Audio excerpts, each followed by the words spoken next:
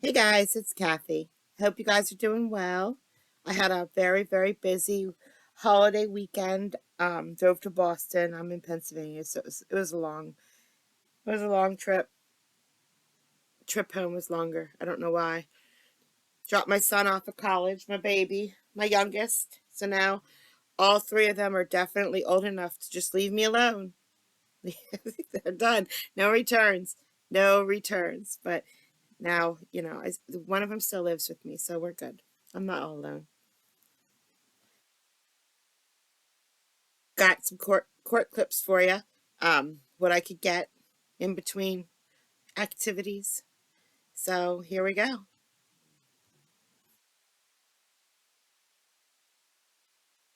Miss Colclaw, Miss Morgan, can you unmute yourselves, please?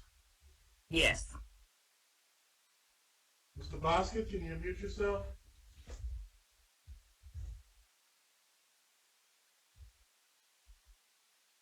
Darius Bosket, can you unmute yourself, please?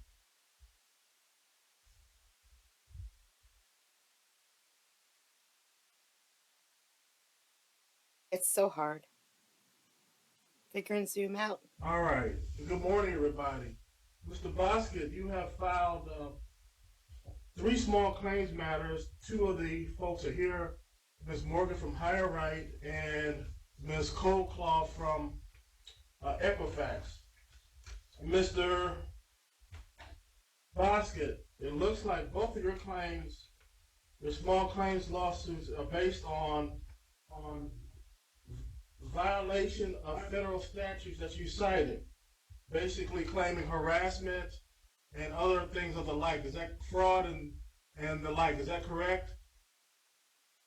Yes, sir. It would depend more specifically on which case you speak about. You need the case number or the defendant's name? The name would be easier. All right. Equifax and Higher Right.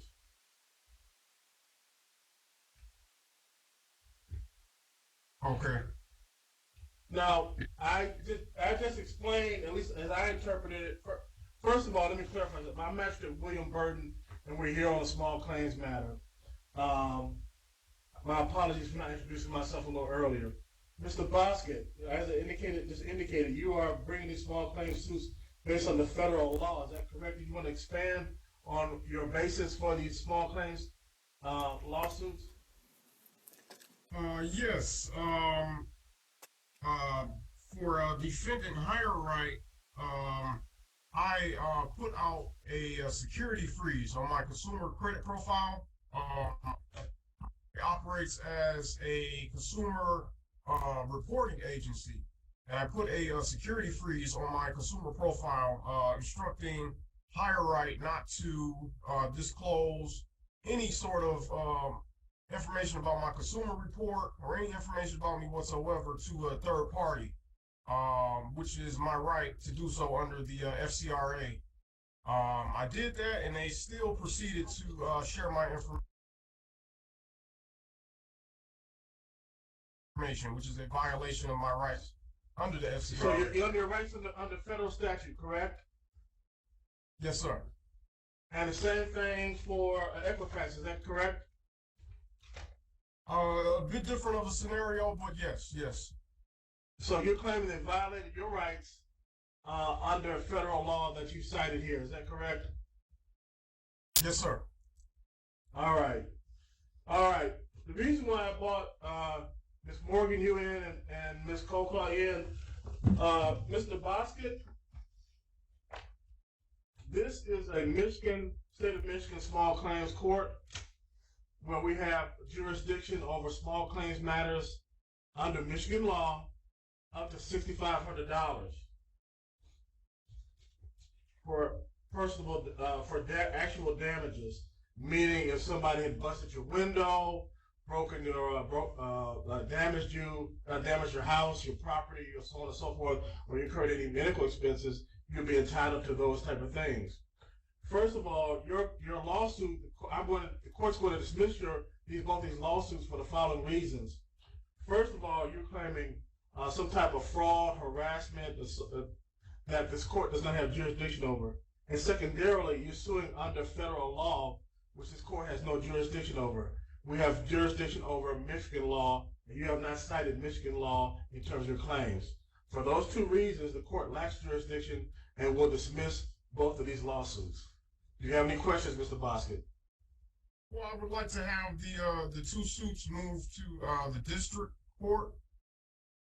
If you're suing under federal law, sir, you can remove them, whatever you're doing. I'm saying as far as small claims, and I'm not going to give you, I can't give you legal advice as how to move them to district court or whatever. But as for today, and as of this morning, this court, as indicated, lacks jurisdiction for these cases, and the court's going to sign a dismissal for these matters.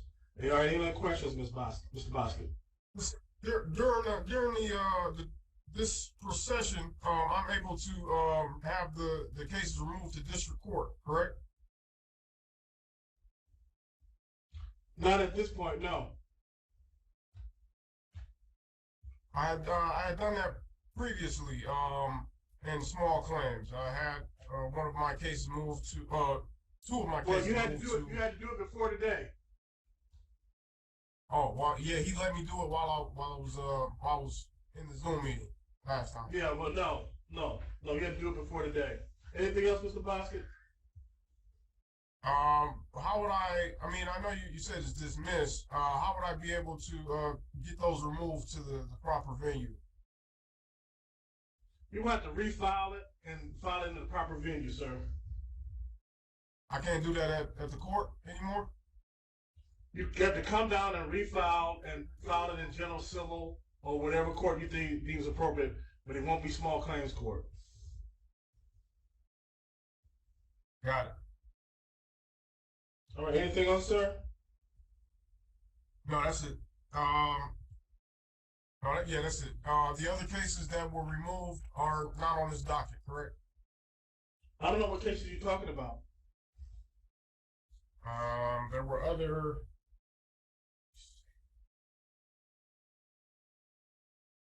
I can give you the case number. I know one of them got removed. I'll give you the other case number. No, the other one I have on today's docket is 232-40838. Yep, that would be the other one. 0838, yes. Yeah, that's going to be dismissed for the same reasons. Okay, so I'd have to have all three of those removed to the proper jurisdiction, right? Call it what you want, but you're not in the proper jurisdiction today, correct? Okay. All right. I'm going to remove you, Ms. Morgan and Ms. Coleclaw. I want you to remain in the room for a moment. But Mr. Bosket, I'm going to remove you. And like I said, your third case is going to be dismissed for the same reasons. So you'll be getting 3 dismissals in the mail. Okay? Without prejudice? Without prejudice, correct. Okay. All right. Thank you. All right? All right. All right, Ms. Okay, so he did that, and then he goes about his docket. And I mean, this is way at the end of his docket here. He's already been through quite a lot today with the people in front of him having issues, and then this happens. It doesn't look like she's been served. Okay. I think it was been served. The Bosket back in.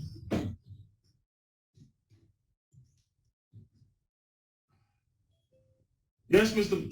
Bosket. Go ahead, leave it.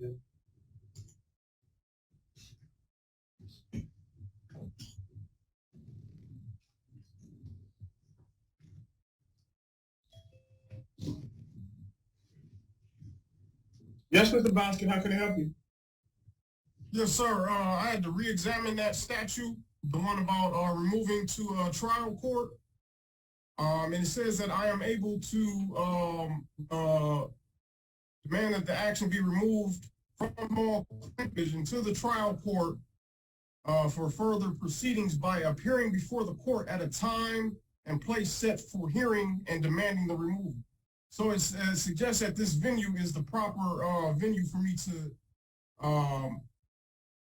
demand the action be removed from the small claims division. Okay, are you finished? Yes, that's under Section A of the removal to trial court statute. Okay. My response to that, sir, is that this court, small claims and 36th District Court, has no jurisdiction to hear your claim because you're suing under federal law.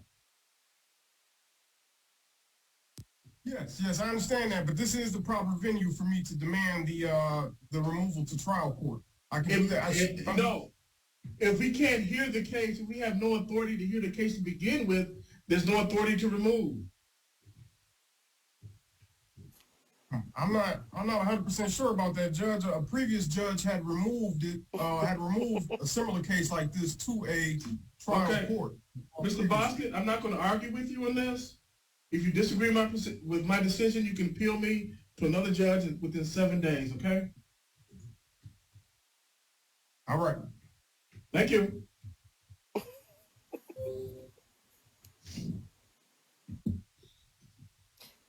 Deep breath. Deep breath. Breathe through it. Go ahead, ma'am. State your name. Mauricia Meadows. Ms. Meadows, you've been charged with simple battery. That bond is $1,000. Your preliminary hearing date is on the 26th, and I've appointed an attorney to assist you. Do you have any questions? I got in here for failure to appear. Yeah, so I'm only here about the simple assault, which you spitting on an officer. You'll have to take up the failure to appear with the judge who signed the warrant for that. It wasn't me, so I don't know anything about it. Do you have any questions? Yes, ma'am. I want to know, I'm not going to get no escape charge or nothing because I haven't been fingerprinted or anything, and I don't know where they got this damn. No. They muted her. No.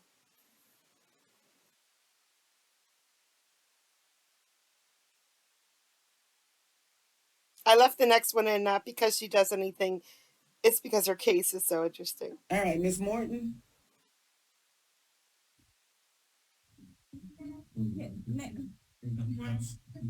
All right, Ms. Morton, you were charged with, I think it was a total of 66 forgery charges. The officer did not complete the warrantless arrest affidavit sufficiently for me to keep the charges, but I would like to remind you that I'm pretty sure I already told you that the district attorney's office will probably indict this case at a later date. But for purposes of today, I had to dismiss the charges because he didn't do the paperwork correctly for me to find probable cause to keep you detained in jail any further. So your case is dismissed for today, but please be mindful that the district attorney's office, I'm pretty sure, will indict this case at a later date. All right. Lucky girl. Okay, real quick. I think this is a conspiracy theory that I'm about to throw out there. I'm creating it. I think the drink companies have infiltrated courts, Zoom sessions, and they all want us to drink more drinks. Just tell me if I'm wrong. Here we go. Subliminal messaging. Here we go.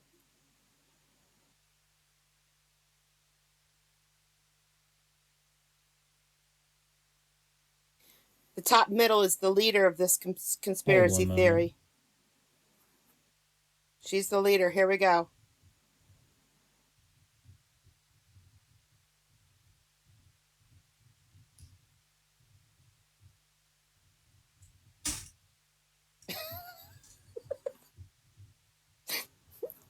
Everybody who's watching, are you all taking a drink right now? Because if you are, it's working. I like this judge. All right. This guy, they made him go first All right. because he was causing Mr. issues. Clinton, you were charged with one misdemeanor count of criminal trespass. Bond is $2,000, okay? You do have a special condition of your bond. Now listen to me now. You cannot go back to 6234 Spine Road, which is the TGI Friday. So you can eat and have beverages wherever you want, except right there. Don't go back there, okay? Sounds good. Your next court date is going to be on September the 5th. You do have the right to hire your own attorney or be considered for a court-appointed attorney. What do you want to do? Yeah. It's like wait for the judge to install. Yeah, hold on. Because you're talking over. Do you want a court-appointed attorney or do you want to hire your own attorney? I don't want no attorney. You do not want an attorney? Have them Ben Alden from Decatur.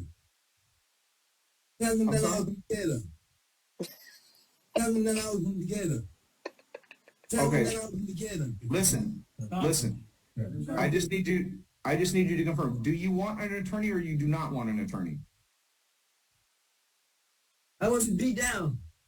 What is going on here? What is this? All right, I'm gonna appoint you an attorney because you're gonna need one. All right, so No, stop talking. no, you cannot. Okay, I'm gonna appoint you an attorney, and then you can discuss your case with them. All right? That's on you? No. No, this isn't the time to talk to me. What's happening next? What's happening next? The next court date is September the 5th. I'm gonna be in jail there? All right, come on. First one, come on. How are you going to order? We can take care of something.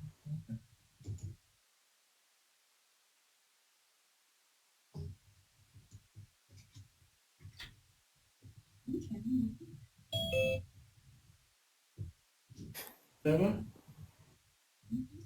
When?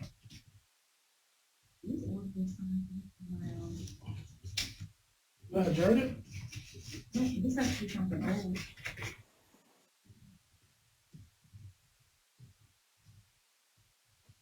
Hello, Mr. Solomon. You're connected. Just give me one moment, please.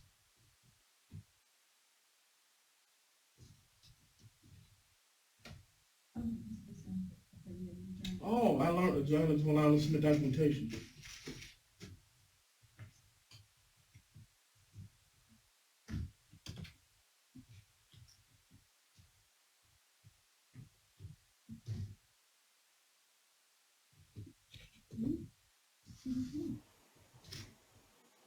Mr. Solomon! You can't hear us.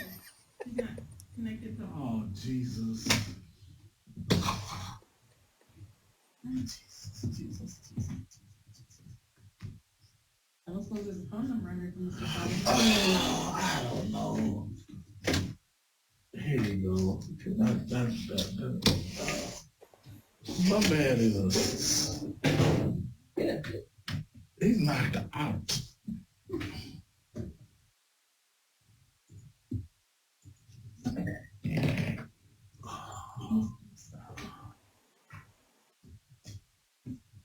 Maybe I should, no, I can't do that anymore. Can I message him? No. Well, I mean, you can message him if it'll ding. Yeah, that's what I was thinking.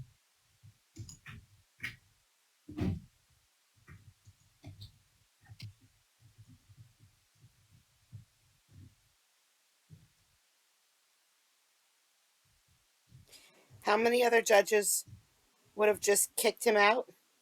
The correct answer is all of them. All the other judges would have kicked him out by now.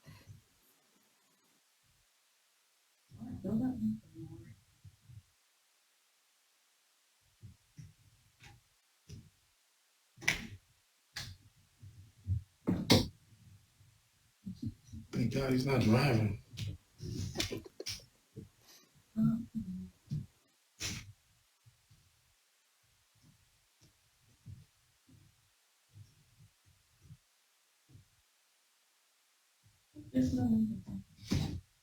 The audio connects.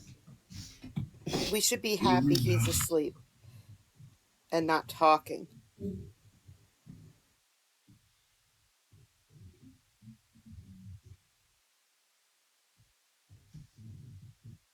Went back in the waiting room.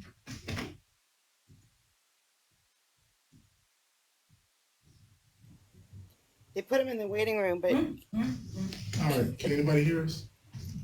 No. They- Okay. Okay. They wait around for a while, so I fast forwarded it a bit.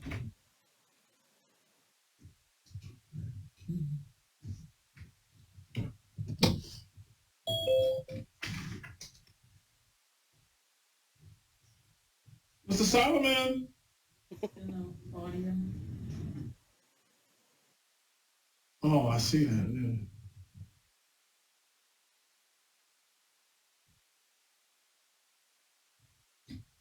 Jesus Christ.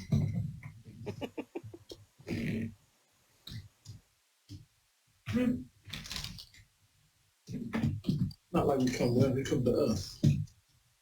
Well, you make them come to you. Oh, wait, no, this is small claims.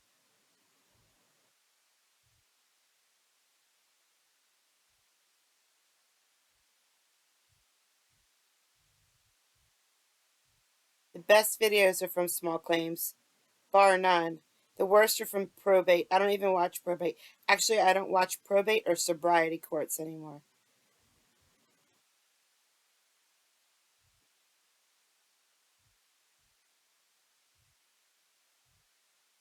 So I could be missing some gold in there, but I can't handle it. I just can't do it.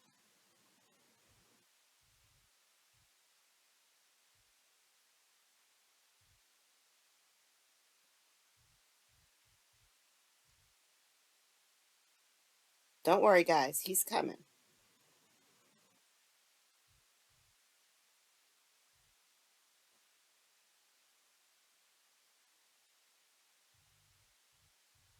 This quiet court turns real, real loud real, real soon.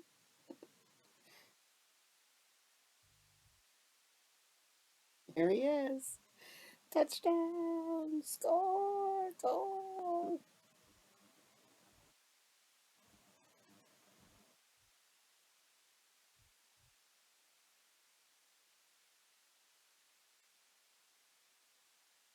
Look at the patience of this judge.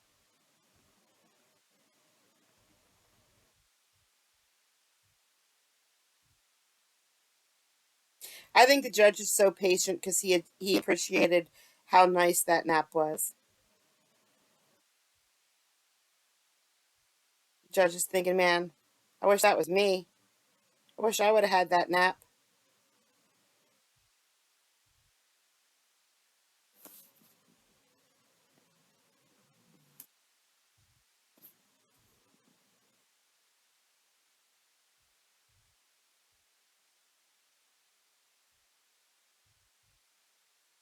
He's trying. He's still not there yet.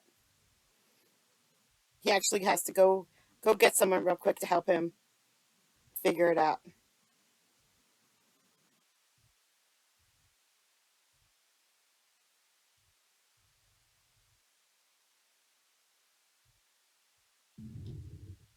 Okay, we're unmuted.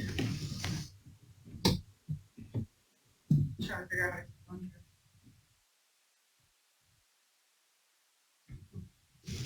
Oh, Jesus.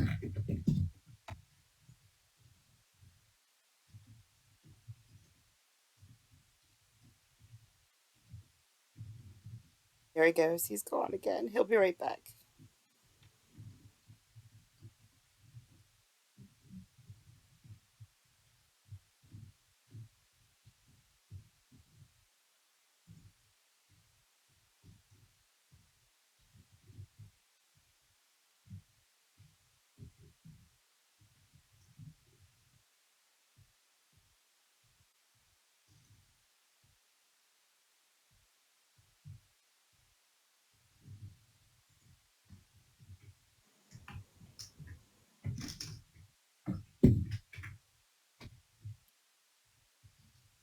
So he ran inside the building of wherever he's parked at. I don't know where it is.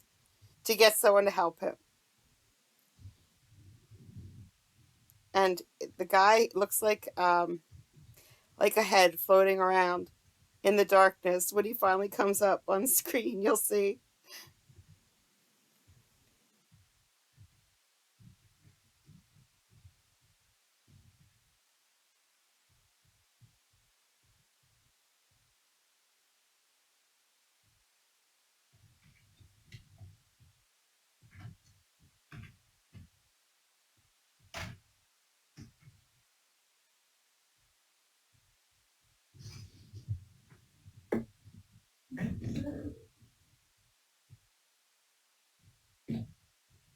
This is the morning docket. This judge has a 2 o'clock docket that same day.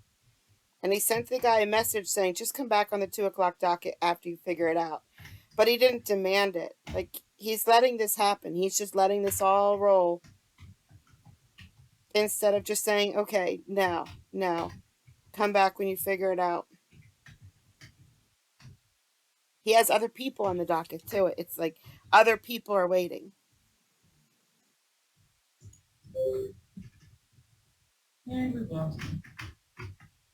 A message him said you can come back at 2 o'clock. I stopped it and fast forwarded a bit. I did message him that.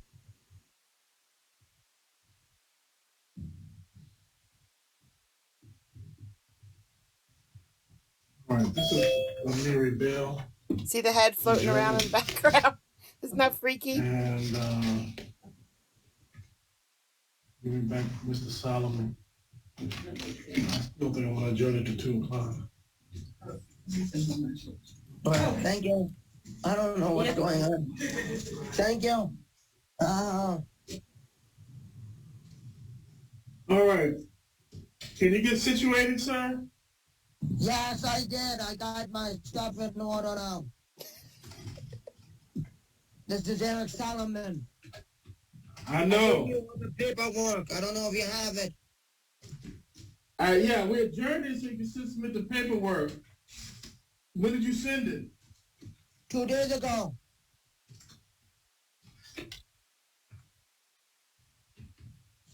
The 29th of August. I gave you that about the write-up from TGE, the doorbell. I got it. That I wrote to. I got it.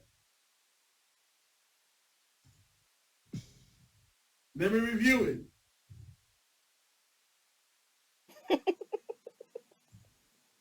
You never got it?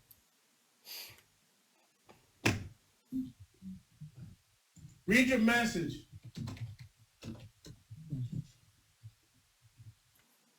What message? Look at it now. Oh, Jesus. One second. Okay.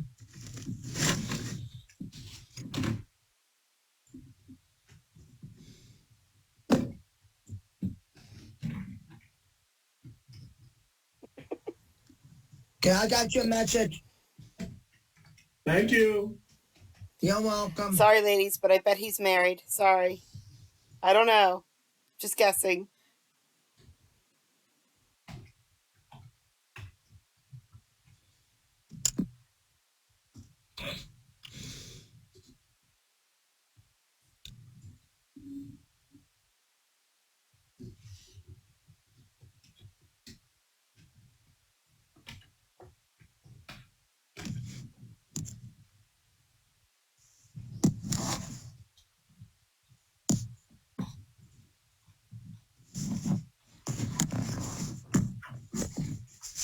Shit, I can't do it.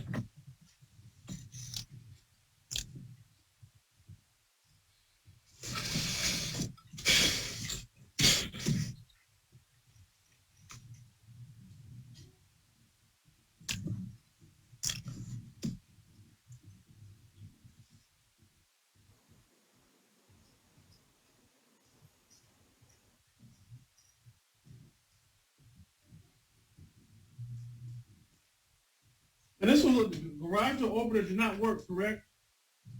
No, they stole it from me.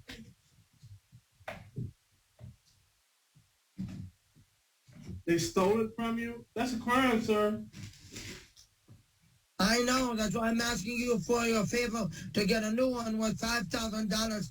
That's besides the CGE putting it in for me. Well, you need a scissor lift, you need parts, you need labor, you need wiring, all that. That's besides all of the $5,000. So you never received the garage door opener, right? I had one there. Your Honor, I had one there, and they came, they took the tenant's garage door opener on mine. And when I asked for where it is and tried to hunt for it, Bob Cooper admitted that he took it off on the order of Jack Redwood. And when I called Jack Redwood, he told me he scrapped it for $5,000. And I had to buy one. And I bought one from Home Depot. But Home Depot, I went on, but I haven't. But Home Depot doesn't carry any more garage door openers. After a while, when something doesn't sell, they discontinue it or go online.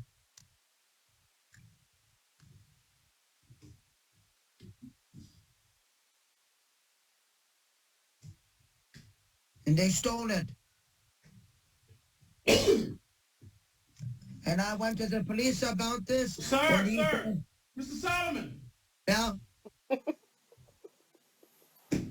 I got it. Okay.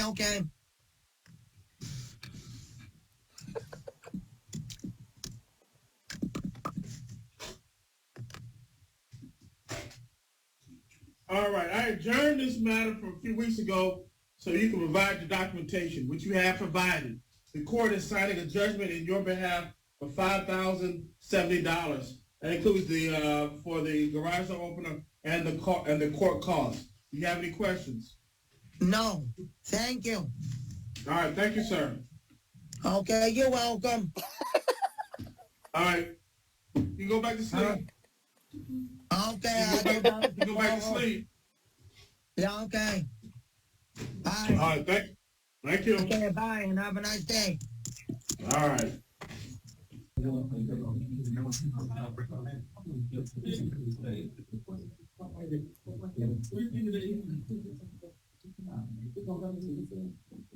Just a second here. Clayton County has sometimes, not always, not every single time, but they mute them so they can't talk unless the judge specifically asks them a question and they need to answer. This way, if they say anything, the judge never hears it. And I think that works out great. And they should always do that every single time. But they didn't this time. And I think even if they did, he still would have said this out loud at some point anyway. So it wouldn't have helped. But yeah.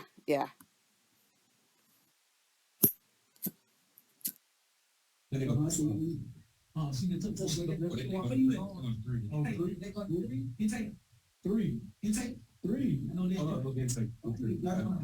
deputies, just an FYI, that microphone is picking up all the conversations. You're the judge. You can tell them to be quiet. All right. Okay, sir, can you state your full name for me? It's Harris Lancaster. All right, Mr. Lancaster, you have one charge. That is possession of marijuana less than 1 ounce. That bond amounts to $1,000. Do you want me to schedule a preliminary hearing, which will be September the 26th, or do you want to waive that hearing? I don't understand what you just said. Okay, your preliminary hearing would be scheduled for September the 26th. If you want to waive that hearing, you can do that this morning, and we would transfer your file to state court so they can schedule their hearing, which would be the arraignment hearing where you would plead guilty or not guilty. But if you want us to leave you on the calendar for September the 26th, that would just be canceled automatically if you post bond later today or anytime before the 26th. So it's just up to you if you want us to go ahead and leave you on the calendar for September the 26th, or if you want to just waive the hearing. Yes, you can do that, but can I ask you want us to schedule it or waive it? Schedule? Okay. But may I ask something? I tell you what, let me get through the rest of this paperwork, and then I'll let you ask a question, okay? I just don't want to miss anything in your paperwork. Hang on just a moment. Did you want to apply for a public defender to represent you? Yes, ma'am. And I wouldn't say no because, like I said, it was small amount. I don't want to hear about the case. I don't want to hear about the case. Everything's being recorded. Everything's recorded. All right, let me ask you again. Do you want to apply for a public defender to represent you? No. Do you plan on hiring your own attorney? No. Plan on representing yourself? Yes. Okay, you understand you're going to be going up against lawyers with years of courtroom experience, and if you qualify for a public defender, you would be able to have an attorney there to advise you at no cost to you. Do you want to see if you qualify for a They public muted defender? him. No, that's why I wanted to. Okay. If you have a question, let me hear the question. I wanted to say I don't need a lawyer because I'm guilty. I know. Well, all right. You understand it's recorded. I told everybody at the beginning anything you say can be used against you. So I'm just going to indicate here you're representing yourself unless you tell me you want a public defender. Okay. No, I would not like. I'm representing. All right. You're representing yourself. All right. Thank you, sir. And if something else I want to ask and don't have nothing to do with my case after that. Well, if it doesn't have anything to do with the case, then it doesn't have anything to do with court today. So Yeah, I'm guilty. thank you, sir. I'm just guilty. You know you're gonna miss Lancaster. Aha. Mechanico and Reagan again.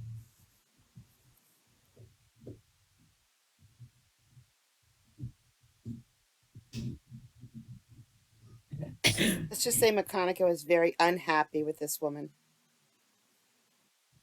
Hi, what's your name, please? One more time. Your name one more time. Jessica McMiller. Calling case 230-563-3001. People of the state of Michigan versus Jessica McMiller. Defendant is charged with count 1, stolen property, receiving and concealing motor vehicle. Today is the date and time for a bond redetermination hearing. Good morning, Judge. Steve Vincent for the people. Your Honor, Philip Reagan on behalf of Ms. McMiller. 25,000. 30,000 cash capious, Your Honor. Oh, okay. Argument. Judge, this is a receiving and concealing motor vehicle case in which my client is accused of committing. She has 4 kids, 33 years of age, no prior criminal history whatsoever, not on probation or parole, works at a Coney Island, support the kids. Now, Judge, the issue is the capious. Now, she was on a GPS tether. At one point, Judge, we even allowed her to go and get the tether put on. So she was on tether. She's being monitored. Now, she says she zooms in. They tell on the 18th, they tell her, I'm sorry, on the 20th, they tell her your case was on the 18th. She's like, wait a minute, I thought it was on this particular date. So it's been some confusions with the court dates, Your Honor. But it's a non-assaultive case, and there have been a few cases, Judge. And I thought you said it seems like there's been quite a few, right? Yeah, and I was going to say, Mr. Vincent, I know is going to probably get into those. There was one back on the April 20th, one on May 10th, and then the last one, Judge, was on September 18th. So, August 18th. I'm sorry, August 18th. I apologize, Judge. A lot of confusion. A lot of confusion, Judge. I'm looking at my notes, a lot of confusion. But again, Judge, non-assaultive. And I think I don't know if she's necessarily a threat to the community, but she's not a danger to the community. It's stolen car case. There's no assaultive history it seems in this. But the problem is, Mr. Reagan, your client doesn't realize there's multiple things that a defendant has to do while the cases are going. One is not pick up new cases. Okay, that's that we really don't want you to have any other. We have all these cases, people are on probation when they don't pick up any new cases. Be a good citizen and show up for court. So is there something that the court needs to take into account? That is there some issues that she has that we need to go into? Is there guardian involved in this matter? Is there any lack of capacity issues? Do we need a forensic evaluation or anything of that nature to detail why she can't come to court, or is that not in play? Judge, it is, sometimes in life, we have situations that you can't really explain. You're just unlucky in certain situations, and she has been unlucky in getting the date right. And she said that on a few times she's gotten the wrong date. And, she has 2 associate's degrees, worked on her bachelor's, very intelligent woman, works at Apple as well, Coney Island. And, she's making a good living, has 4 children. She needs a planner. She needs an old school, like the letter-bound planner. Yeah. Just, write the dates in. Don't put it in the phone where the phone dies or anything. Like, she needs to literally, like, write it down. Maybe some Post-its on the refrigerator. Maybe an accountability partner. You tell that person, like a sponsor. There's some strategies that she may need to employ. But Mr. Prosecutor, and Judge, just one last thing, Judge. I'm sorry, because if she does come, and I just want her to know this, she's probably not going to go to jail for this. So it's like get it over with and get it done. You're not going to go to jail, so you can move on. And I'm sorry. That's all I want to say, Judge. Judge, if I may, I think the argument here is just between, like, let's say, television when it became color versus black and white. I'll leave the color for Mr. Reagan. In terms of the black and white here, Judge, she was given a chance with the $5,000 personal bond. She failed to appear. That was a cash bond, arraigned on that, given. Now, the ironic thing here, Judge, she went in front of you.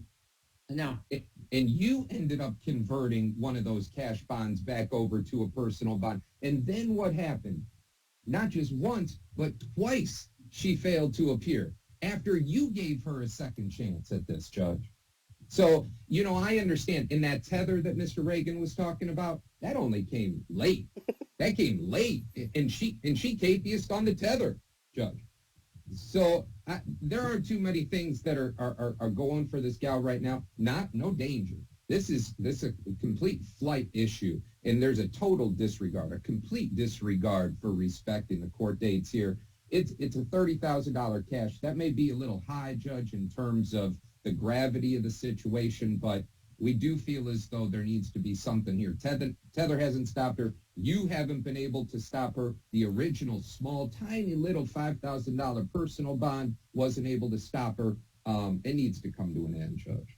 Judge, I don't think it's a flight issue because she has a tether and they come get her. And now she's sitting in jail. She's missing work, missing her kids. She's not running out of town. She's not trying to get away. She's at home when they come get her with the tether because they know where she's at. It's like, doesn't make sense, but I talked to a judge in a breakout. We're going to get this thing resolved. We're going to give her a day. If we have to tattoo it on her arm, we're going to make sure that she comes to court and gets this done with, Your Honor. She wants to get this over with. Yeah, we're gonna be a little more aggressive than that, though. So, the defendant has forfeited her right to a personal bond. This is the type of a case in which a personal bond is more than appropriate because it is a non-assaultive case. It is a case that is, is menacing. I've had my car stolen before. I had actually one car stolen Judge. 3 times. I won't do it again. Back a long time ago, but and that's it's traumatic to the victim, but still, it's just a property crime. You move on, you get another car, but she didn't come to court. I mean, I'm not gonna make this a deep thing. She's not out committing other crimes. We need to get this matter resolved. And so it seems that the only way to get this resolved is either she's going to have some skin in the game, meaning she's put some money up, or she's going to stay in custody. So make sure that they transport her to her PCC or put her in front of the screen and they transport her to her preliminary exam so this matter can be resolved. So, I don't ever give cash bonds for receiving and concealing. It's just not something that I do. But this defendant is forcing me to kind of go against my norm. So court does find a $30,000 bond is excessive. We are going to convert that to a 10% provision with a GPS tether. We're going to, there's no need to do a house arrest, but we'll do a 10 p.m. to 6 a.m. curfew. And that's that. Okay, thanks, Judge. I want to be clear, Judge, that the receiving and concealing is not necessarily stealing a car. I'm just saying. I understand. I was saying you be just driving in the car, you don't even know what's going on. All I'm saying, I was just trying to say this is a non-assaultive crime that I don't ever get a cash bond to. Yes, sir. Yes, and sir. this defendant is making herself very unique. And ma'am, I don't want you to paint yourself as some victim that the system is railroading you right now or you're being treated unfairly. Prosecutor stated it correct. I reduced your bond. You capious my bond. You've been given multiple shots, and you don't deserve it. You don't deserve to have a personal bond, okay? Because you have forfeited that. So we have to do something that will get you to come. Because maybe you don't want to forfeit the $3,000. Maybe that might make you remember all of a sudden, or you're gonna remember when they put you in the van and bring you over to 36th District Court. You'll remember to come to court that way because they're gonna bring you. So ma'am, again, you need to handle your business.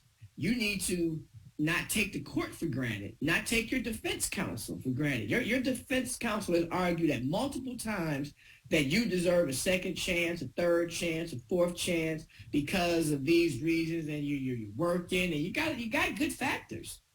And he's correct. You got good factors that would most likely make you probation eligible, but you won't even handle your business now and come to court. So because of that, we're going to make sure you come to court one way or the other. Either you're going to forfeit some money or you're going to be transported to the hearing. But don't go back to your cell thinking that the court was mean to you or we treated you unfairly. You put yourself in this position to have a cash bond that may be unaffordable, but because you are a flight risk, because you don't come to court. So you can shake your head, you can cry, you can be all upset, but I want you to realize this is you. This is all you. This is not me. Because I don't give cash bonds for this charge. I don't do it. You made me do this. You did this to yourself. Now come to court, handle your business, and keep it moving. Okay? Now have a good day, man. I am rethinking every single one of my life decisions right now. He just yelled at me.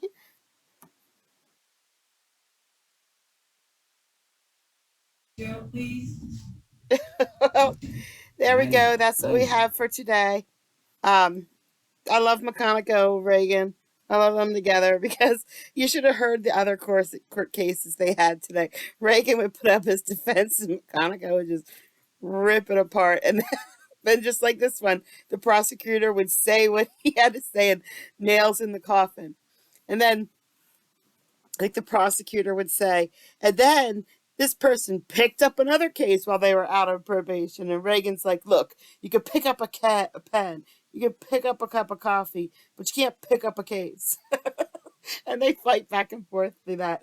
And it's funny, but yeah, they're great together. So, guys, I hope you guys have a great evening, morning, whatever time it is you watch this, and have a good day. See ya.